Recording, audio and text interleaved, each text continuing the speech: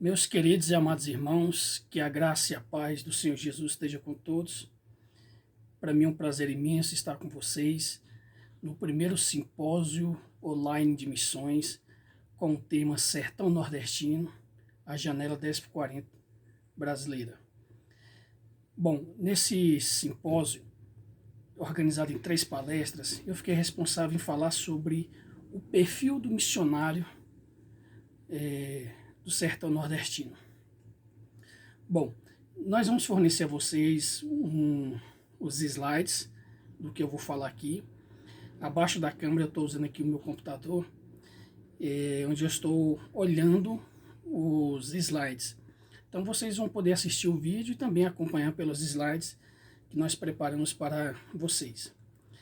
Bom, antes da gente pensar sobre o perfil do missionário no sertão nordestino, a gente precisa analisar, mesmo que de maneira panorâmica e bem rápida, o perfil das necessidades do sertão nordestino. É claro que as outras 2 palestras procuraram desenvolver mais este assunto e eu vou só pincelar, primeiro porque não diz respeito ao meu conteúdo da palestra, mas para servir de gancho, de continuidade, como foi organizado esse simpósio, eu só vou resumir aqui em poucas palavras, como por exemplo, a zona rural do sertão nordestino. Vocês vão ver até no mapa que a gente colocou no slide, é que existem mais de 6.000 povos, ou povoados, melhor dizendo, sem o evangelho. Ou seja, são mais de 10 milhões de pessoas não alcançadas pelas boas novas de salvação. Nós vamos ver que o Piauí é o estado menos evangelizado do Brasil. Os 2 estados menos evangelizados são Piauí e Maranhão. E são os 2 estados mais pobres. Eles ficam ali disputando, né, qual é o mais pobre. A gente vai ver que o único estado do Nordeste que não tem sertão é o estado do Maranhão. Lá não tem sertão. E também tem sertão fora do Nordeste. É uma região do norte de Minas, a gente conhece como o Vale de Jequitinhonha, onde a necessidade também é tamanha. Bom, o fato é que o sertão nordestino e o evangelho, quando a gente vai estudar, a gente vai ver que o sertão ele tem de 5 a 6% de evangélicos. A maioria, mais ou menos 95%, 94% dos evangélicos no Nordeste estão nas capitais ou nos litorais, tá? Por isso que nós chamamos a janela 10x40 brasileira, porque no passado a gente estudava muito missões, mostrando que o desafio missionário era a cortina de ferro, que era o comunismo, hoje é a ideia do islamismo, que a gente chama de cinturão de ferro. A janela 10x40, se você pegar no mapa, se você fizer uma janela imaginária entre os graus 10 e 40 acima da linha do Equador, você desenha ali a janela, ali dentro vão estar mais de 60 nações. Dentre elas estão as mais pobres do mundo, estão as menos evangelizadas. E quando a gente fala janela 10x40 brasileira, é porque mostra os estados mais pobres e também o lugar onde há uma carência enorme de pregação do evangelho. Bom, avançando, nós vamos ver o perfil das necessidades do sertão nordestino no que refere aos povos minoritários do Nordeste. São 3: quilombolas, indígenas e ciganos. Os quilombolas são mais de 1.400 comunidades lá. Sobre os indígenas, há mais de uma dezena de tribos indígenas não alcançadas. E sobre os ciganos, são milhares de ciganos sem Cristo. Se bem que o número desses em todo o Brasil é enorme, mas a gente está vendo especificamente do sertão nordestino. A gente precisa entender o perfil do sertão nordestino para a gente entender o perfil do missionário no sertão. Por quê? Estudos comprovam que a principal causa do retorno antecipado do missionário do campo é a falta de preparo adequado. A segunda causa é a falta de recursos financeiros. Mas observa bem, há muitos que achavam que era o problema de recursos financeiros, mas a primeira causa é a falta de preparo adequado. Por quê? Às vezes você está preparado, mas não de maneira específica. Se você vai evangelizar um país onde a religião oficial é islâmica, você tem que conhecer o Islã. Você tem que conhecer a língua do local e etc. Então, se a gente quer missionários com um perfil do sertão nordestino, a gente precisa conhecer a realidade do sertão nordestino. Então, desde já eu quero até parabenizar a toda a organização desse simpósio, que organizou bem a escolha das palestras e a sequência de todas elas. Bom, a gente também precisa pensar, quando a gente vai estudar o sertão nordestino, sobre as carências. Em todos os aspectos sociais, tá? Nós vamos ver carências de saúde, educação, segurança e etc. Eu visito o sertão desde os meus 17 anos de idade e tenho observado, desde a primeira vez que eu fui, para as últimas vezes, a gente vê, por exemplo, o ingresso, a entrada de drogas em lugares que lá atrás não tinha drogas, certos tipos de violência que eram só em cidades grandes e etc. A gente sempre percebe também a questão de uma carência psicológica, vamos dizer assim. Por exemplo, eu fui num lugar do estado do Piauí, onde o nível, em um certo povoado, o nível de suicídio é muito grande. Tá? Então a questão da água e etc. Quando a gente fala da educação, por exemplo, você vai para o Maranhão, que não tem sertão, né, mas faz parte do Nordeste, 30% de analfabetismo. A taxa geral no Nordeste é de 20%, no Maranhão 30%. Mas ao mesmo tempo você vê, por exemplo, no Piauí, campeões de Olimpíadas de matemática, de etc. Então assim, você vê que há um potencial sim no sertão, que precisa ser explorado, desenvolvido. O povo só precisa de oportunidade. E o povo também precisa buscar essas oportunidades. E as autoridades precisam dar essas oportunidades ao povo. Então, ao mesmo tempo que há uma taxa de analfabetismo grande, tal, mas a gente vê também um grupo se empenhando. E também a gente precisa pensar nas necessidades espirituais. A primeira vez que eu fui no sertão, quando eu tinha 17 anos de idade, só tinha uma igreja na região onde eu fui. Hoje já tem 3. Piauí é o estado mais evangelizado. Diz que a maior comunidade católica do mundo, depois do Vaticano, está no Piauí. Acho que é 86% considerado católico. Mas a gente sabe que tem aquela mescla de religiões, aquele sincretismo, aquela superstição, aquele misticismo. Bom, de lá para cá, estudos afirmam que o trabalho missionário no Piauí cresceu 68%. Não é que 68% do Piauí hoje é cristão, evangélico. Pelo contrário, aqui cresceu, mas a necessidade ainda é grande e ainda continua sendo o estado menos evangelizado. Então a gente tem que pensar o quê? Existe a necessidade de evangelização, de discipulado, de treinamento de novos obreiros, desde obreiros vindo de fora como obreiros nativos, plantação de igrejas. Então assim, depois que a gente descobriu com pesquisas que o Piauí é o estado menos evangelizado, aí igrejas de todo o Brasil começaram a desenvolver projetos, expedições missionárias, projetos de plantação de igreja. A necessidade ainda é grande, tanto social como espiritual. E nós vamos pensar também na questão da religiosidade ali no sertão. A gente vê que a predominação é católica romana, a gente vê religiões de origem africana, a gente vai ver o que? Misticismo, sincretismo, tudo uma mistura. Vai ver também o arcabouço animista, tudo isso. Por exemplo, eu nasci em Brasília, minha vida está em Brasília, mas meu coração é piauiense porque eu sou filho de piauiense e todos os meus irmãos são piauienses. E sempre visito e amo o sertão. Eu até brinco que a minha naturalidade é brasiliense, mas a minha alma é piauiense. E eu sempre observei nessas viagens a presença de curandeiros, de pais de santo e etc. Isso está muito ligado a benzedeiros também, né? Está muito ligado à cultura ali, ao local do sertão nordestino. Eu já fui em cidade que o padre, por exemplo, ele ia uma vez por ano fazer. Lá tinha capela, mas ele só ia uma vez por ano fazer missa ali. Então, quem estava no dia a dia ali, antes de muitas igrejas evangélicas chegarem, com muitas seitas também estão se proliferando pelo sertão, que é algo até assustador. Eu sou de Brasília, aqui próximo, no Goiás, tem o Vale do Amanhecer, que é uma seita voltada para o espiritismo, bem pesado. Eu, no Rio Grande do Norte, fazendo uma viagem, eu vi uma comunidade do Vale do Amanhecer, lá no sertão do Rio Grande do Norte. Então a gente vê o avanço dessas religiões, seitas, proliferando. A realidade religiosa do sertão tem mudado muito, desde aumento do número de evangélicos, mas também de muitas seitas. Então, assim, a gente precisa observar o perfil do Nordeste para a gente pensar no perfil do missionário. E nós vamos também pensar no que fala da urbanização e da migração.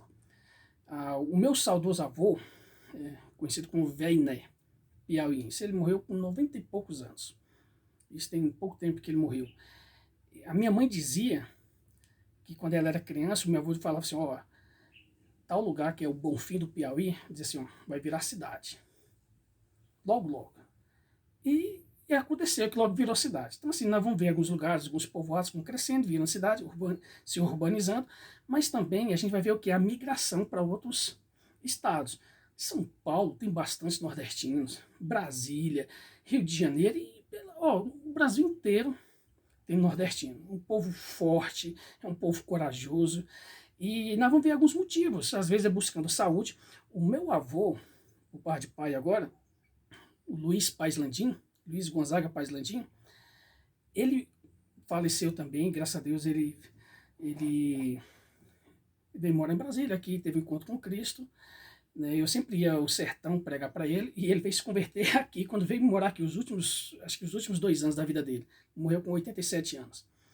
Ele dizia que o pai dele, o João Paes Landim,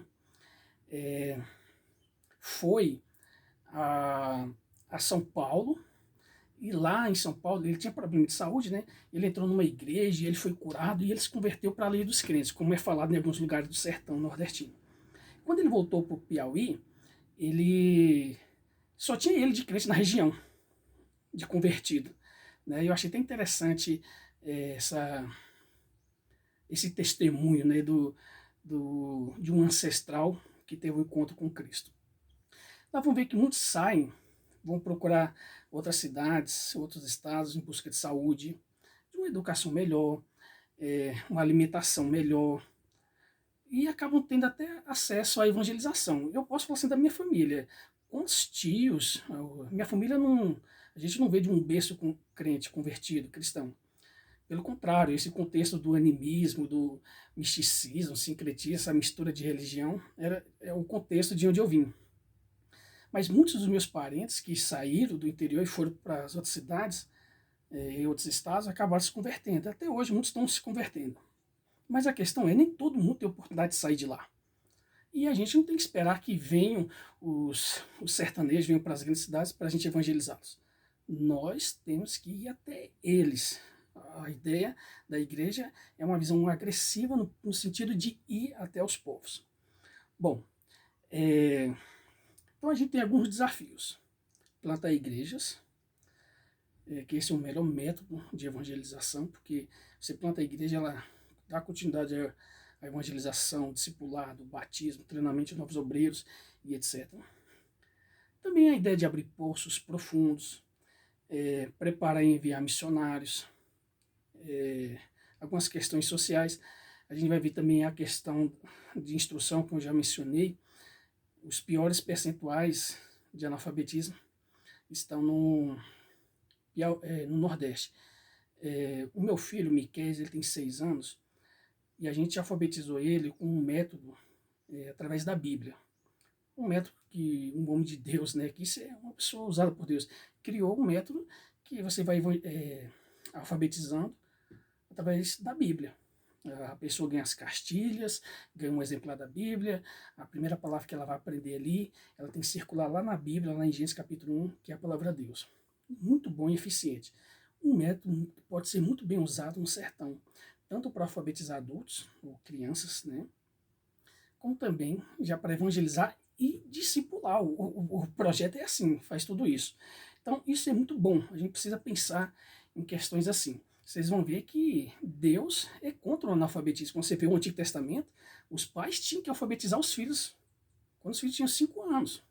Eu fui alfabetizado com 7 para quase 8 anos aqui em Brasília. E olha, na Bíblia, os pais que já tinham que alfabetizar. Não tinha que esperar o Estado, a escola. Eu sou daquela linha que acredita que a escola sozinha não vai conseguir resolver os problemas. A escola ela é muito importante. A família é importante. A igreja é importante. Então a gente tem que pensar em forma de cooperar e ajudar.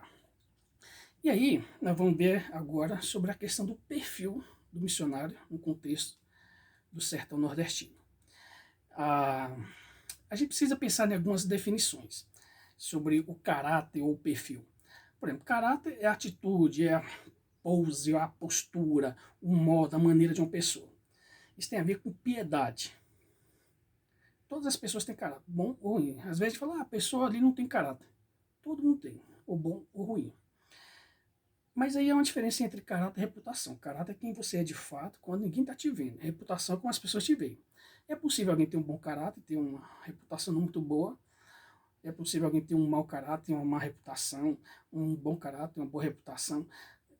Mas a questão é, há uma diferença entre reputação, né? Tem gente que ganha a vida só para trabalhar a reputação, a imagem, né, das pessoas. Pode ser boa ou ruim e tudo isso. Mas a gente tem que pensar assim no perfil. O perfil tem a ver com o aspecto, a representação. E aí tem que pensar também na integridade do missionário, que tem a ver com o quê? Com retidão, justiça, honestidade, lealdade. A gente vai pensar no missionário no contexto do sertão, mas de um modo geral, que encaixa em qualquer contexto, seja no contexto europeu, sul-americano, asiático, africano, etc. Mas também a gente precisa ver algumas coisas bem específicas. Mas para a gente tratar sobre o missionário do sertão nordestino, a gente precisa pensar em algumas coisas mais profundas, intrínsecas na vida do missionário. O que é o caráter missionário? Eu penso em 3 coisas. A primeira é o caráter que reflete o caráter missionário da Bíblia. Quando a gente lê a Bíblia, a gente vê o quê? Um caráter missionário nela. De Gênesis a Apocalipse, a gente vê ali a reflexão missionária. Missões está em toda a Bíblia. Há uma missão. Deus tem uma missão no mundo, né? E a Bíblia é o próprio Deus evangelizando. A Bíblia é a palavra de Deus, é inspirada por Deus. Então, quando nós lemos a Bíblia, é Deus falando com a gente, é Deus nos evangelizando. Só que também o caráter missionário tem a ver com o caráter que reflete o caráter missionário de Deus. Por que o caráter missionário de Deus? Deus tem vários atributos. Onipresença, onipotência, onisciência, e vai. Deus é misericordioso, Deus é amor, Deus é justiça, e Deus é missionário. Nós vamos ver em Gênesis 3,15, que foi o próprio Deus que evangelizou Adão e Eva. Ele que trouxe a boa notícia de que o destino da mulher seria ferido no calcanhar, né? Mas que ele esmagaria a cabeça da serpente. Jesus morreria, mas ressuscitaria e traria a salvação. Então Deus trouxe ali a boa notícia, a boa nova, o evangelho, ou como Paulo vai dizer, que Deus deu o evangelho, anunciou o evangelho a Abraão. Isso no Antigo Testamento, que a gente pensa que a mensagem do evangelho está só no Novo. Não, a Bíblia toda apresenta a mensagem do evangelho. O caráter missionário, ele tem a ver com o caráter missionário de Deus, o caráter, antes, né, o caráter missionário da Bíblia, que isso a gente sabe quem é Deus por conta da Bíblia. Então, o caráter missionário da Bíblia, o caráter missionário de Deus, e é o caráter que visa a glória de Deus. Qual é a razão principal de missões? A glória de Deus. Essa é a razão. O nome de Deus é glorificado quando o pecador se converte. Essa é a razão da gente pregar. Quando a gente prega, tem gente que se converte, o nome dele é glorificado. Tem gente que não se converte. Deus também é glorificado. Essa é a razão que deve nos motivar cada dia a levar essa palavra aos perdidos. O que importa é que o nome de Deus seja glorificado. Não só na salvação, mas também na condenação. A questão é que a gente tem que pregar. Porque a Bíblia diz que aprova a Deus salvar os que creem pela loucura da pregação. Bom, a gente precisa ainda pensar como é forjado o caráter do missionário. Primeiro, meditação na palavra. Deus falou isso para Josué, para Esdras, todo missionário. Ele tem que meditar na palavra de Deus, se alimentar da palavra de Deus. Isso vai forjar o caráter dele. Oração. A vida de oração é fundamental. Não é só orar, mas é ter uma vida de oração. São duas coisas distintas. Meditar na palavra de Deus e orar. Você não pode separar as duas coisas. São as duas asas. Uma asa só não funciona. Orar e meditar. Meditar e orar. E o terceiro elemento que eu coloquei aqui, que forja o caráter do missionário, é a tribulação. Sim. Lutas. Barreiras, dificuldades. Por quê? Alguém disse assim, o David Harvey, ele falou assim, Deus pega um homem comum, lapida seu caráter, dá-lhe graça, treina-o por meio de provações, enche-o de zelo e encurrala-o em suas circunstâncias. Depois você tem um obreiro. Olha só, quando é que surge um obreiro? Deus pega uma pessoa comum, ele lapida o caráter, dá graça a essa pessoa, treina essa pessoa através de provações, enche essa pessoa de zelo, encurrala essa pessoa em circunstâncias, e você tem um obreiro. Olha para Pedro, olha para Paulo, olha para os apóstolos, para os profetas, olha para os missionários, os pastores na história da igreja. É assim, tribulações. Então nós vamos ver meditação, oração e tribulação.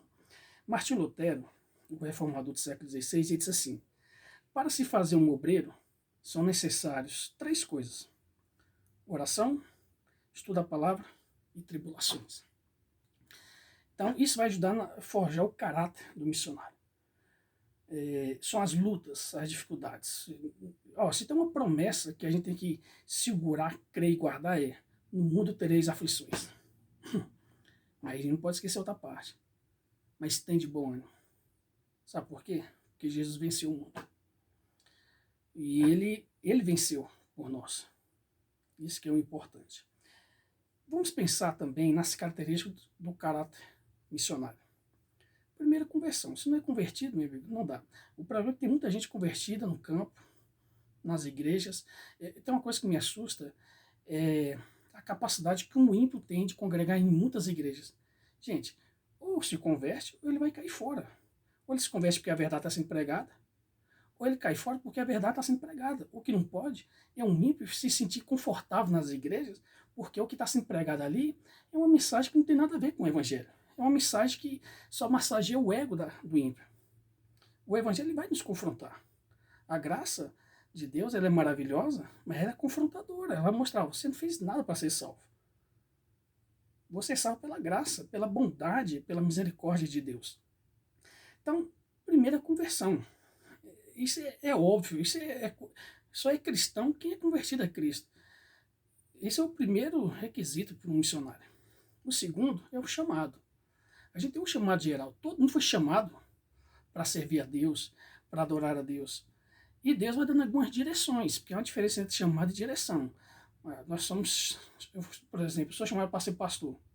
E Deus dá a direção. Pastor em Brasília, pastor no sertão, pastor na África, etc. A direção. Paulo tinha um chamado de apóstolo. Mas Deus direcionava ele e até impedia de ir para certos lugares, porque é a direção. Então assim, você não pode dizer, sou chamado para ir para o sertão. Não, sou chamado para ser missionário e sou direcionado para ir para o sertão. Chamado, vocação, é diferente de direção. Mas o chamado ele é fundamental. O chamado de pregar é de toda a igreja. A igreja toda foi chamada para pregar. Agora, é claro que nem todo mundo foi chamado para pregar num púlpito, nem todo mundo foi chamado para dirigir uma igreja, mas tem gente que foi chamado, tem pessoas que foram chamadas para entregar folhetos, bíblias. Eu conheço uma pessoa mesmo que ama comprar bíblias, caixas de bíblias e folhetos e doar para as igrejas terem recursos para evangelização, e ele também mesmo evangeliza. Tem amigos que não sabem se comportar, entre aspas, né, pregar num púlpito, ali diante de um púlpito, diante da igreja. Mas se deixa ele na rodoviária, ele sai evangelizando muitas pessoas. Então, todo mundo tem uma participação na missão. Terceiro, santificação. A vida da santidade é fundamental. Às vezes a gente está muito preocupado com tantas atividades e a gente acaba esquecendo de ter uma vida santa, uma vida piedosa, uma vida cheia do Espírito. Então é fundamental a santificação. Uma vida pura, porque não é o tanto que fazemos, mas o quanto temos de Deus na nossa vida. compaixão. A gente vai ver os apóstolos, os profetas, o próprio Jesus, cheio de compaixão, como diante de Pedro. Pedro negou ele 3 vezes. Jesus olha para Pedro e foi um olhar bem assim, penetrante, compassivo, cheio de amor. E a gente precisa disso. A gente tem que amar as vidas, as pessoas às quais desejamos alcançar. Sem compaixão, sem amor, não dá para fazer missão. E também compromisso. Há um problema hoje de as pessoas não querem tanto compromisso com a igreja, a entrada do secularismo no mundo. Isso a entrada do secularismo na igreja, o mundanismo na igreja. Antigamente a preocupação nossa era dos crentes não irem para as boates, agora as boates estão vindo para dentro das igrejas. Então, assim, é um povo descompromissado. Eles vão no dia que dá, faz a oferta quando pode, não quando eles entendem que é sacrifício, que é prioridade. Vão ajudar quando quiserem. Então, assim, é complicado. Então, tem que ter compromisso. Missões não faz com emoção, não. Missões faz com a razão. A emoção faz a pessoa contribuir para missões 1 mês, 2 meses, 3 meses. A razão faz você entender que você vai contribuir com missões para sempre. Entendeu? Não que missão não tem emoção, porque é o que mais tem. E sem emoção não tem nem graça, né? Porque são as lutas, as tribulações, as aventuras, né, no sentido positivo. Não daquele aventureiro que acha que missões é turismo. Não. Tem que ter o compromisso. E também nós vamos ver que há necessidade de um treinamento adequado para o sertão. Bom, o missionário no sertão ele tem que ser um intercessor infatigável. Por quê? Porque a luta é tamanha. A gente fala assim, ó, aqui nas grandes capitais nós temos trevas, né, espirituais, missões urbanas, sim. No sertão são trevas profundas. Aqui nós oramos, lá também, mas precisamos orar profundamente. Eu estou ligado ao trabalho missionário do sertão desde a minha adolescência, desde visitando os campos. O nosso trabalho ele é resumido assim: fomentar missões, conscientizar missões, treinar missionários, apoiar e motivar missionários que estão no campo, muitos deles feridos, visitar os missionários, levantar intercessores, levantar mantenedores, socorrer missionários. A missão SAEM, o nome SAEM significa Sociedade de Apoio Evangelístico Missionário. A ideia é essa, tá nos bastidores, dando apoio, né? Nem tanto estão à frente, dando treinamentos, ajudando a conscientização missionária. Então, é importante que se tenha intercessores pelo missionário, pelos campos missionários, mas que o próprio missionário seja um intercessor incansável, pois a luta é tamanha. Algumas experiências que já tive no sertão, desde sentir a pressão ou a presença, a opressão maligna, desde guerras espirituais, batalhas, lutas, embates, né? E a gente precisa entender isso. O missionário do sertão tem que ter essa visão de que ele é um intercessor, ele tem que estar na brecha, orando, vigiando. O missionário também do sertão, ele tem que ser um evangelista apaixonado.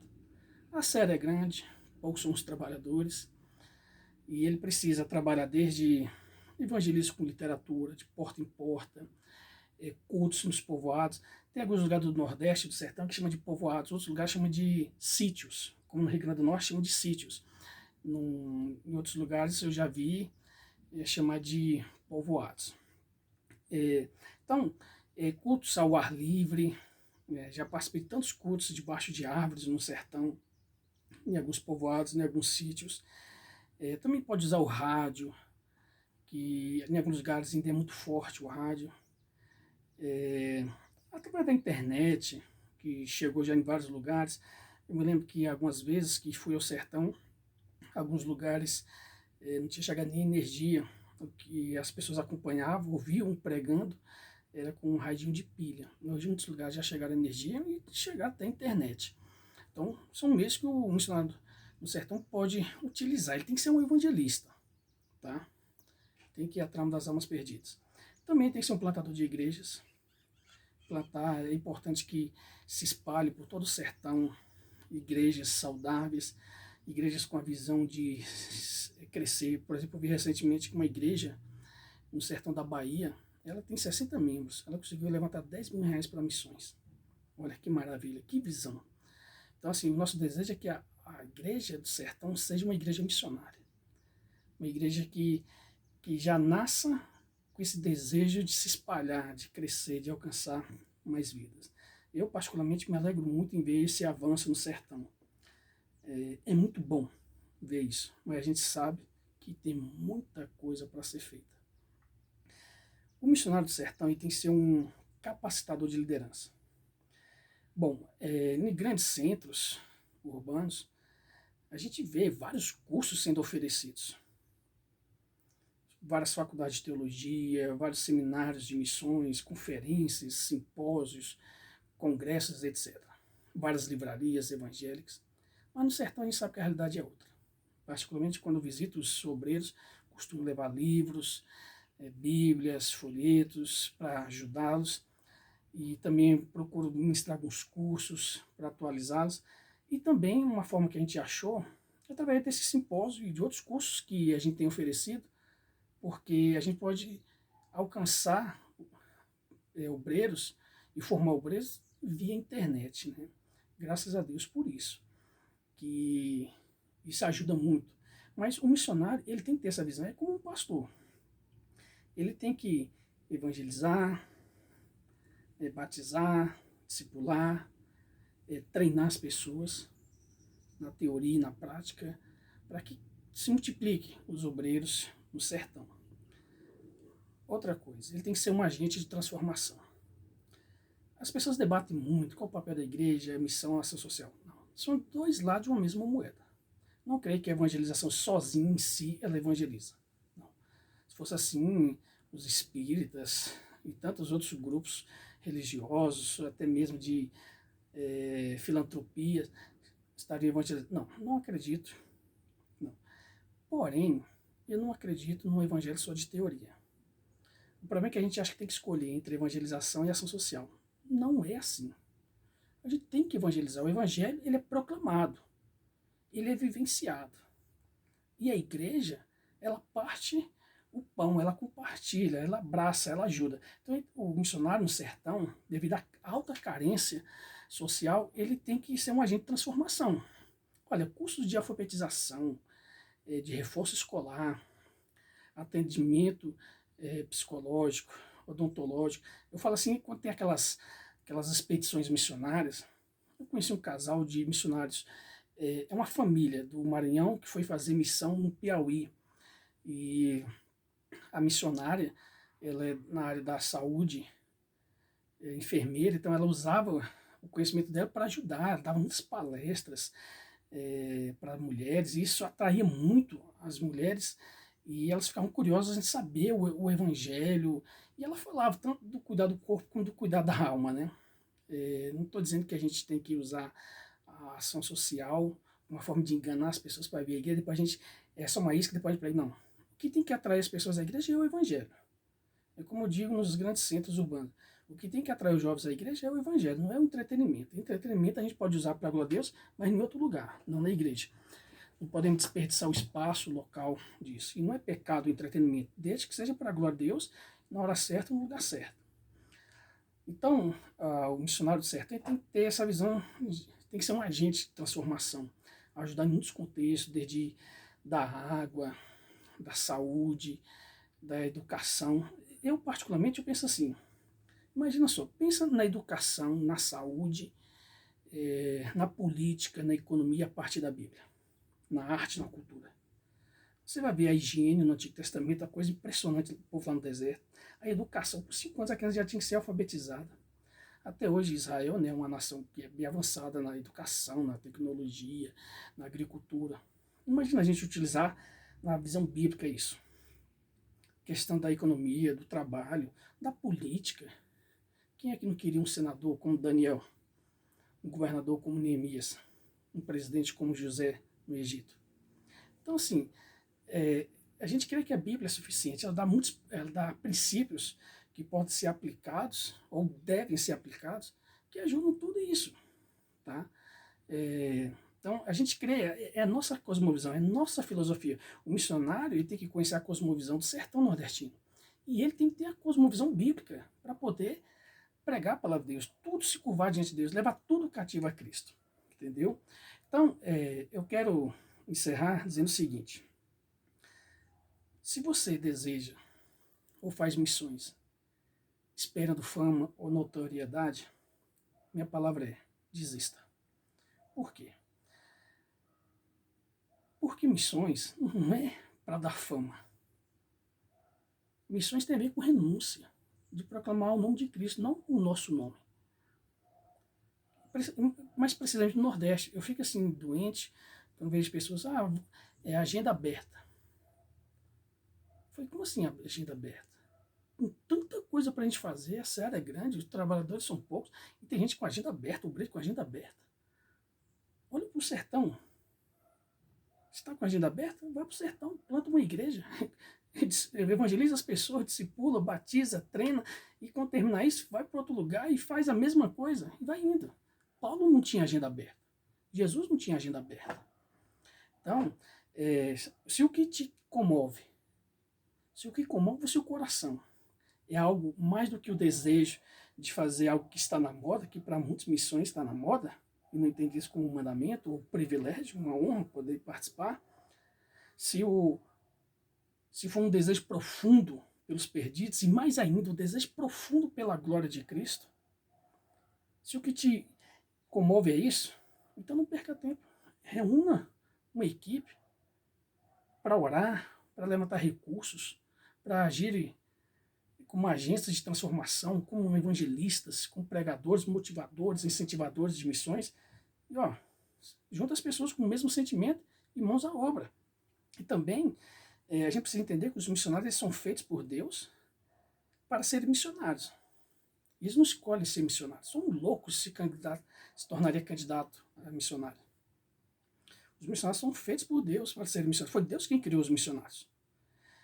E a chamada para missões não é uma questão de escolha. Os missionários, eles não foram...